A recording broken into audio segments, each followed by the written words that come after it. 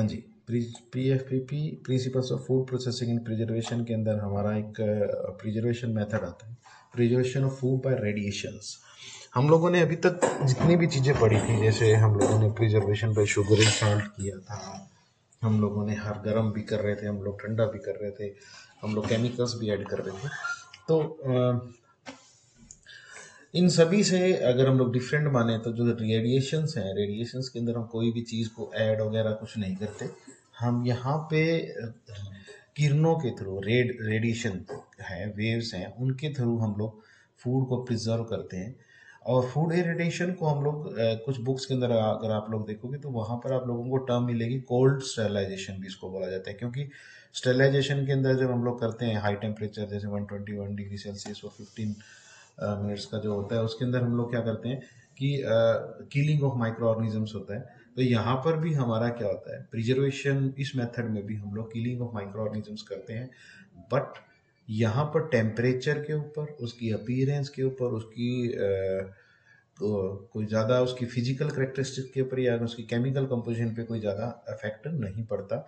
अगर आप food, irradiated food को आप देखोगे, फ्रेश को देखोगे या इरेडिएटेड फूड को देखोगे, तो उनमें अंदर आप कोई भी डिफरेंस नहीं बता सकते लुक वाइज।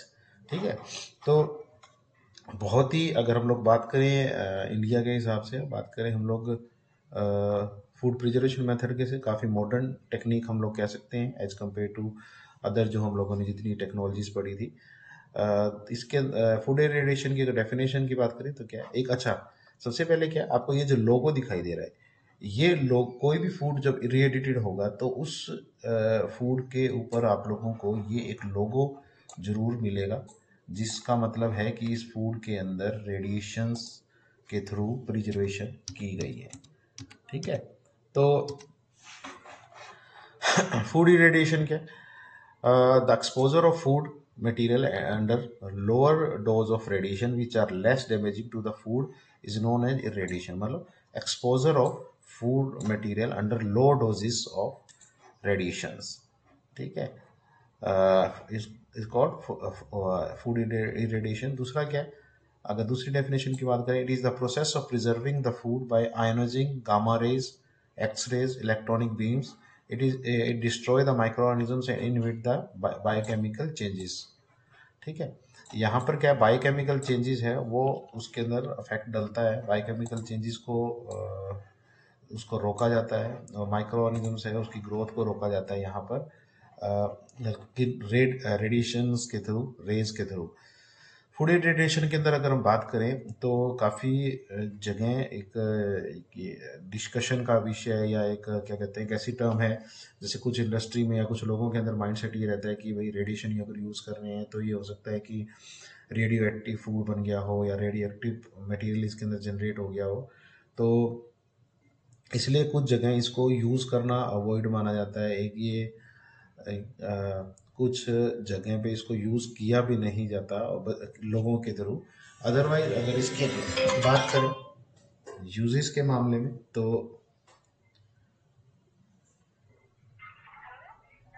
हाँ,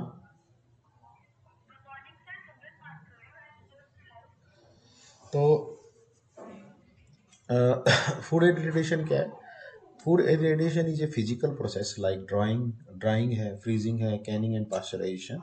और अगर हम लोग फूड कैन बी इरेडिएटेड, वेट भी कर सकते हैं, पैक्ड भी कर सकते हैं, उसको फ्रोजन कंडीशन में भी कर सकते हैं, ड्राइड में भी कर सकते हैं। ठीक है, देखो आपको एक टर्म बताई थी, thus food can be consider to a method of cold sterilization, जहाँ पर टेम्परेचर के अंदर कोई डिफरेंस नहीं आता। Food is free from of microorganisms without high temperature treatment, without changing in texture and freshness of food like heat. अगर हम लोग गर्म करते हैं तो उसके अंदर फ्रेशनेस है, उसका टेक्सचर है, उसके अंदर केमिकल कुछ चेंजेस आ जाते हैं, अपीयरेंस वाइज भी चेंजेस आ जाते हैं। लेकिन अगर हम बात करें फूड इरिटेशन की, तो आप लोगों को पहले बताया था कि यहाँ पर इसके अंदर कोई चेंज नहीं आता। Irradiated nor no in fact you will not able to differentiate effect in irradiated nor irradiated food on the basis of color। ये आप लोगों को बताई दिया अपीयरेंस। ठीक है। इरेडिएशन की अगर हम लोग शेल्फ लाइफ की बात करें तो फूड है उसकी 2 to 5 ईयर्स तक रहती है, अगर उसको प्रॉपर हम लोग फ्रोजन कंडीशन में रखें और उसकी स्टेबिलिटी है बहुत ज़्यादा, कोई उसके क्लेयर के अंदर को फ्लेवर वगैरह के अंदर बहुत ज़्यादा कोई चेंजेस नहीं आते।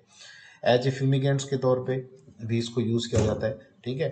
अच्छा, उसका इसका बेनिफिट एक और क्या है कि इसके अंदर कोई टॉक्सिक प्रोड्यूस नहीं होते, जैसे केमिकल्स वगैरह हम यूज़ करें या फ्यूमिगेंट्स अगर यूज़ करें या तो वहाँ पर टॉक्सिक जो मटेरियल है उसके प्रोड्यूस होने की या उस वो अवेलेबल होता है, जो काफ़ी लोगों के लिए क्या है एलर्जिक मटेरियल भी है। तो इसीलिए इस चीज़ का इसमें कोई केमिकल वगैरह भी हम लोग यूज़ नहीं करते, तो ये इस कोई एलर्जी वगैरह या इस तरह का या टॉक्सिक प्रोडक्ट है उसकी अवेलेबिलिटी होने के चांसेस इसके अंदर नहीं रहते।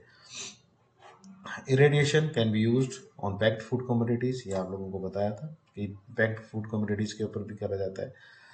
It can not be eliminate, हाँ अगर इसके अंदर ऑलरेडी पहले टॉक्सिक प्रोड्यूस है या पेस्टिसाइड्स है तो उसको हम रिड्यूस नहीं कर सकते, वो तो हमें ऑलरेडी है कि फूड के अंदर अगर प्रिजर्वेशन की बात करें तो फूड खराब फूड को हम लोग ठीक नहीं कर सकते, लेकिन फूड को अगर हम लोग खराब होने से पहले बचा सकते हैं, ठीक है। अगर ऐसा हो गया कोई चीज़ है वो खराब होगी और हम कहें कि हम लोगों ने फूड टेक्नोलॉजी को लगा के उसको ठीक कर लिया, तो ऐसा नहीं होता। 1983 the FDA approved irradiation as a means of controlling microorganisms on spices। 1983 के अंदर स्पाइसेस के ऊपर माइक्रो ऑर्गेनिज्म को कंट्रोल करने के लिए इसको अप्रूव कर लिया था एफडीए ने। FDA wanted to allow use of irritation such as strawberries, poultry, ground beef, इसके अंदर भी इसको यूज की परमिशन मिली 1985 के अंदर। अगर इसकी बात करें जैसे अगर आप देखो कॉस्मिक रेज हैं, गामा रेज हैं, एक्स रेज हैं, अल्ट्रावायलेट रेज हैं, माइक्रोवेव्स हमें पता है किस काम आती हैं, रेडियो वेव्स हैं वो कम्युनिकेशन के काम आती हैं। तो जो हमारी गामा रेज है, एक्स रेज है, ये जो रेंज है इस रेंज के अंदर हम लोग रेडिएशन का यूज़ कर रहे हैं। पर्पज ऑफ रेडिएशन का क्या है, एक तो राइपनिंग वगैरह जो फ्रूट वगैरह है वो उनको पकाने से बचाने के लिए इसको किया जाता है। स्प्राउटिंग, जैसे आपने देखा होगा आलू या प्याज वगैरह उगने शुरू हो जाते हैं बड़े बड़े, उनको उस चीज़ को करने के लिए हम लोग ख़त्म करने के लिए हम लोग क्या करते हैं, पोटैटोज़ के ऊपर हम लोग रेडिएशन कर देते हैं। फ्यूमिगेशन है, इंसेक्ट्स होते हैं जैसे ग्रेन्स हैं, हमारा जो अनाज है फ्रूट एंड वेजिटेबल के ऊपर फ्यूमिगेशन के लिए दवाई वगैरह छिड़कते हैं ताकि ख़राब ना हो जाए गेहूँ वगैरह, उसके लिए उस पर्पज़ के लिए भी इसको रेडिएशंस को यूज़ किया जाता है। उसके अलावा फूड स्पॉयलेज माइक्रो ऑर्गेनिज्म्स को रोकने के लिए, डिस्ट्रॉय करने के लिए, एंजाइम्स की एक्टिविटी को रोकने के लिए भी हम लोग फूड इरेडिएशन का यूज़ करते हैं। मतलब ये 4 मेन ऐसे पर्पज़ हैं जहाँ पे हम लोग राइपनिंग को बचाते हैं, उसकी स्प्राउटिंग है मतलब उसका उगना, जैसे छोटे छोटे जो हो जाते हैं ना आलू वगैरह के ऊपर उगने शुरू हो जाते हैं वो, या प्याज चीज़ों के लिए। काइंड्स ऑफ आयोनाइजिंग रेडिएशन इसकी अपने को, हाँ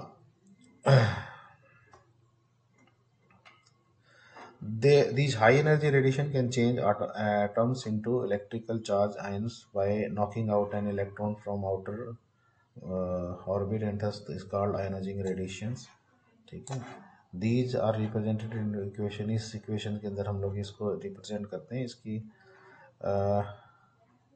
अगर हम फूड इरेडिएशन की बात करें तो फूड इरेडिएशन के अंदर the dose level approved for food irradiation, these radiation cannot penetrate nuclei and thus food can never become radioactive। इसके अंदर जो डोज लेवल है, जो डोज लेवल का मतलब है कितनी हाई फ्रीक्वेंसी पे कितनी देर तक या हम लोग कितनी ज़्यादा फ्रीक्वेंसी पे हम लोगों को किरणें उसके ऊपर डालनी है, वो इतनी ज़्यादा नहीं होती, उसको डोज लेवल बोलते हैं। वो इतनी ज़्यादा नहीं होती कि फूड है वो उसके अंदर से न्यूक्ली को, जो रेडिएशन है वो न्यूक्ली को पेनिट्रेट करे। अगर वो पेनिट्रेट कर जाएंगे तो फूड रेडियो एक्टिव होगा, लेकिन अब इतनी डोज डालते ही नहीं है कि फूड है वो रेडियो एक्टिव हो सके। Other type of radiation energy with longer wavelength हो, फॉर इंफ्रारेड एंड माइक्रोवेव से भी जो लॉन्गर वेवलेंथ की रेडिएशन एनर्जी होती है। अच्छा, three type of energising radiation are approve to use for radiation. एक तो होती है 3 टाइप के आयनाइजिंग रेडिएशंस हैं जिनको अप्रूव किया गया है फूड रेडिएशन के लिए। Electronic beam, x rays, gamma rays, 3 तरह के। कौन सी है? इलेक्ट्रॉनिक बीम, एक्स रेज और तीसरी है गामा रेज, ठीक है। इलेक्ट्रॉनिक बीम्स क्या है? Electronic streams are stream of very fast moving electron produce a electron accelerator for your better than the electron beam generated is compatible. हाँ, आप लोगों ने कभी भी वो देखी होगी, अगर एक हम लोग बात करें टीवी स्क्रीन अपने जो होती है उसके अंदर क्या होता है, पीछे इलेक्ट्रॉनिक एक इलेक्ट्रॉन्स प्रोड्यूस करने का प्रोपेलर लगा होता है जो स्क्रीन के ऊपर बम्बार्डमेंट करता है, वहाँ पे हमें जो स्क्रीन है वो विजिबल होती है। तो इलेक्ट्रॉनिक बीम्स है में भी क्या है, फास्ट मूविंग इलेक्ट्रॉन्स हैं उनको प्रोड्यूस किया जाता है इलेक्ट्रॉन एक्सेलेटर से। इलेक्ट्रॉन एक्सेलेटर एक ऐसा इंस्ट्रूमेंट हम कह सकते हैं जो इलेक्ट्रॉन्स को प्रोड्यूस करता है, फास्ट मूविंग इलेक्ट्रॉन्स बीम, जो फास्ट मूविंग इलेक्ट्रॉन्स हैं उसकी जो इलेक्ट्रॉनिक्स बीम है उसको हम लोग क्या करते हैं, फूड मटेरियल के ऊपर डालते हैं, जिससे फूड के अंदर जो माइक्रो ऑर्गेनिजम्स अवेलेबल है वो उनकी किलिंग और माइक्रो खासकर एंजाइम्स हैं वो बायोकेमिकल रिएक्शंस जो हम कह सकते हैं वो क्या होती हैं, स्लो डाउन हो जाती हैं, बंद हो जाती हैं।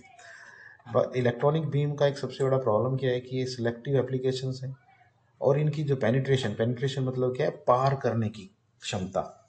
मतलब अगर मान लीजिए बहुत मोटा रैपर लगा दिया अपन ने पैकिंग का, या फूड है वो बहुत ज़्यादा मोटा है या उसके ऊपर कवर मोटा लगा दिया, तो इलेक्ट्रॉनिक बीम है या फूड के अंदर गहराई तक ये प्रॉपर तरीके से नहीं जा पाते। इसलिए जैसे लिखा they can penetrate only 1.5 inch, मतलब 1-1.5 इंच तक ये फूड के अंदर जा सकते हैं। इसलिए क्या है कि इनको बहुत ज़्यादा प्रोसेस्ड फूड, जैसे इन्होंने कहा ना कार्टून्स वगैरह है उनको जो खासकर मोटे हैं डब्बे वगैरह, वहाँ पे बहुत ज़्यादा इतने कामयाब नहीं रहते, ठीक है। लेकिन खासकर इनको जैसे कोई स्प्राउटिंग जैसे कई आलू वगैरह इन चीज़ों के लिए इसको लिए ठीक काम आ जाते हैं ये। और लो क्या कहते हैं लेवल की अगर हमें कोई एप्लीकेशन अगर करनी है या प्रोसीजरेशन मेथड करना है तो वहाँ पर फूड इरेडिएशन को यूज़ कर सकते हैं बाय इलेक्ट्रॉनिक बीम, ठीक है। अच्छा, इसका एक बेनिफिट क्या होता है, electronic beams are generated through machine source होती है, एक मशीन है जिसको हम लोगों ने बटन चलाया शुरू होगी, बंद किया बंद होगी। तो ये सेफ हम लोग कह सकते हैं सिस्टम होता है जहाँ पर हमें बहुत ज़्यादा कॉम्प्लिकेटेड सिस्टम की ज़रूरत नहीं होती, बहुत ज़्यादा सेफ्टी फीचर्स की हम लोग जरूरत नहीं कर हमें इंटेंट नहीं होती, खास अगर हम कंपेयर करें गामा रेज के लिए। दूसरा एक्सरेज सभी ने देखा होगा, एक्सरेज क्या होती हैं, आप लोगों ने सभी ने पढ़ा भी होगा कि हम लोग क्या करते हैं एक्सरेज के अंदर। X-rays are generated through machine source, सभी को जरूरत पड़ती है, काफ़ी बार लोगों को जरूरत पड़ती है किस बॉडी के अंदर जो हड्डी है उसको चेक करने के लिए एक्सरेज काफ़ी लोगों ने कराया भी होगा, जिसके अंदर क्या होता है, x-rays are photons and have much better penetration are able to penetrate through whole carton of food products. X-rays क्या होती हैं, वो इलेक्ट्रॉन की फोटोन्स हैं जो इनकी पेनिट्रेशन पार करने की जो क्षमता है डब्बों को उसकी ज़्यादा होती है, और इसीलिए छोटे कार्टून से भी आसानी से पार हो सकते हैं। इस एक्सरेज बढ़ाई कैसे जाती हैं, x-rays are produced by reflecting a high energy stream of electrons off a target substance. इसमें क्या किया जाता है, इलेक्ट्रॉनिक की हाई एनर्जी जो स्ट्रीम है, हाई एनर्जी इलेक्ट्रॉन्स है उनको किसके ऊपर, हैवी मेटल्स टंगस्टन या टेंटालम मेटल प्लेट है उसके ऊपर, इसके ऊपर उसको डाला जाता है, और जिस वैक्यूम के अंदर, जिससे क्या होता है जब ये इसके ऊपर टकराती हैं, ठीक है, तो यहाँ पर एक्सरेज है वो प्रोड्यूस होती हैं, ठीक है। जैसे ये देखो आपको दिखा रहा होगा रेड रेज है, रेड जो एरो है, इससे क्या है कि ये इलेक्ट्रॉन्स हैं, ये फिलामेंट है, इलेक्ट्रॉन प्रोड्यूस कर रहा है और ये टंगस्टन प्लेट के ऊपर टकरा रहे हैं और यहाँ से इस फॉर्म में एक्सरेज प्रोड्यूस हो रही है। The food conveyed under but remember that x-ray. हाँ, ये क्या है कि जो हम लोग एक्सरेज यूज़ करते हैं हॉस्पिटल्स के अंदर, उस सिस्टम से यहाँ पर जो फूड के अंदर हम लोग यूज़ कर रहे हैं उस सिस्टम से जो ये सिस्टम होता है एक्सरे वाला, ये ज़्यादा पावरफुल होता है, ज़्यादा हाई हम कह सकते हैं, हाई फ्रीक्वेंसी या हाई पावर का जो सिस्टम होता है वो उसके अंदर होता है। मतलब हॉस्पिटल्स के अंदर अगर हम बात करें एक्सरे वगैरह के लिए तो एक छोटा टाइप का सिस्टम होता है, लेकिन अगर फूड के अंदर एक्सरे यू प्रोड्यूस करनी है तो हमें बड़ा वर्जन चाहिए होता है उसका। सिर्फ x-rays are generated through machine source, they can भी, इसके अंदर भी क्या है, मशीन सोर्स होता है, मशीन सिस्टम है। आपने स्विच ऑन किया, एक्सरेज प्रोड्यूस होनी शुरू होगी, स्विच ऑफ किया तो एक्सरेज बंद होगी। पर शील्ड वगैरह की इसके अंदर जरूरत पड़ती है, क्योंकि एक्सरेज अगर डायरेक्टली हमारी बॉडी पे लगातार जाते नहीं तो बॉडी को नुकसान भी हो सकता है। तो ये दो जो हम लोगों ने पढ़े, इलेक्ट्रॉनिक बीम एंड एक्सरेज, ये दोनों ही क्या है, मशीन सोर्स हैं। इसके अंदर इजी, बहुत ज़्यादा कॉम्प्लिकेटेड चीज़ें नहीं है। आप लोगों ने ऑन और ऑफ करके हम लोग रेस को प्रोड्यूस करना शुरू और बंद कर सकते हैं। जो तीसरा है गामा रेज, गामा रेज के अंदर ऐसा नहीं होता। Third type of ionizing radiation approve for food processing are gamma rays that are produce from radioisotopes. Radioisotopes होते हैं कोबाल्ट 60 और एक C137, ये दो हैं जिनको यूज़ किया जाता है रेडिएशंस के थ्रू। यहाँ पर मशीन सोर्स नहीं होता, यहाँ पर ये जो रेडियो आइसोटॉप्स होते हैं ये सोर्स होते हैं हमारी गामा रेज के, न्यूक्लियर जो सिस्टम हम कह सकते हैं। ठीक है, तो as like electronic radio side can't be switch on off on at well and keep. इसके अंदर क्या है, यहाँ पर ऑन ऑफ वाला सिस्टम नहीं होता जैसे उसमें अंदर मशीन सोर्स के अंदर था। यहाँ पर शील्डिंग की और काफ़ी बड़ी शील्ड्स की ज़रूरत होती है। CO60 source is kept immerse under water when it is not in use, और CE137 is shield in lid.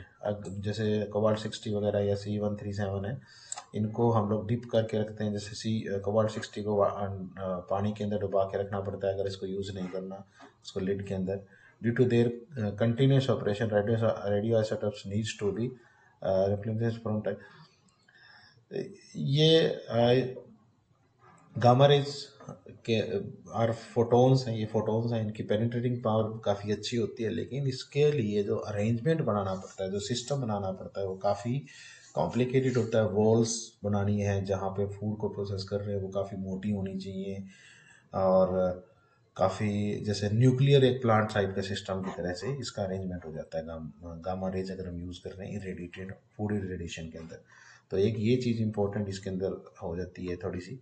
तो नेक्स्ट हम लेक्चर के अंदर पढ़ेंगे यूनिट ऑफ रेडिएशंस के बारे में, mechanism of inactive of micro organisms, process of gamma radiation. और नेक्स्ट लेक्चर के अंदर हम लोग कोशिश करेंगे कि ये, चलो ये कर ही लेते हैं। यूनिट्स ऑफ रेडिएशन की अगर हम बात करें, या units use for to near the effect of radiation are gray and sievert in accordance with recommendation of ISO की अगर बात करें, इंटरनेशनल ऑर्गेनाइजेशन फॉर स्टैंडर्डाइजेशन के अंदर ग्रे जो टर्म है वो यूज़ की जाती है, जिसको शॉर्ट फॉर्म में GY लिख सकते हैं। वो रेडिएशन इफेक्ट के लिए, जैसे अगर हम टेम्परेचर की बात करें तो केल्विन या सेल्सियस वगैरह होता है ना, तो उसी तरह। But no radiation energy that food absorb is made in unit called gray, this is equal to 1 joule. ठीक है, तो absorb by 1 kg of matter. अगर 1 ग्रे की बात करें तो ये क्या होती है, 1 जूल ऑफ एनर्जी अब्जॉर्ब पर kg of matter is being irradiated. 1 joule energy absorb करी है 1 किलो मटेरियल ने इंफ्रारेड इरेडिएशन में, उसको बोलते हैं 1 ग्रे। और 1 ग्रे कितने होता है, 100 रेड के बराबर होती है। ठीक है, और the doses is generally range from 50 to 10,000 gray. मतलब जो डोज अगर हम लोग बात करें 50 ग्रे से 10,000 ग्रे के अंदर के आसपास होती है। डिपेंड करता है कि वो फूड मटेरियल हम लोग कौन सा यूज़ कर रहे हैं। If the rater is to heat then 10,000 gray और 10 kilo gray is equal to amount of energy required to raise. अगर हम लोग, इन्होंने कहा है कि हीट कितनी प्रोड्यूस होती है, इतनी हीट प्रोड्यूस होती है जितनी हम लोगों को gray equal to amount of energy required to raise temperature of water by 1.2। मतलब सिर्फ अगर हम 10 किलो ग्रे यूज़ करें तो सिर्फ इतनी एनर्जी, इतनी हीट प्रोड्यूस होती है जितनी 1 kg वाटर को का जो टेम्परेचर है 2.5 डिग्री सेल्सियस बढ़ाने के लिए। मतलब केवल 2.5 डिग्री टेम्परेचर आप कह सकते हैं बढ़ता है, इतनी ही एनर्जी यूज़ होती है, तो इसीलिए इसको बोल देते हैं कोल्ड स्टरलाइजेशन। नेक्स्ट टॉपिक के अंदर करेंगे mechanism of inactivation of micro organisms, और वो भी चीज़ें हैं जो हमारी, ठीक है।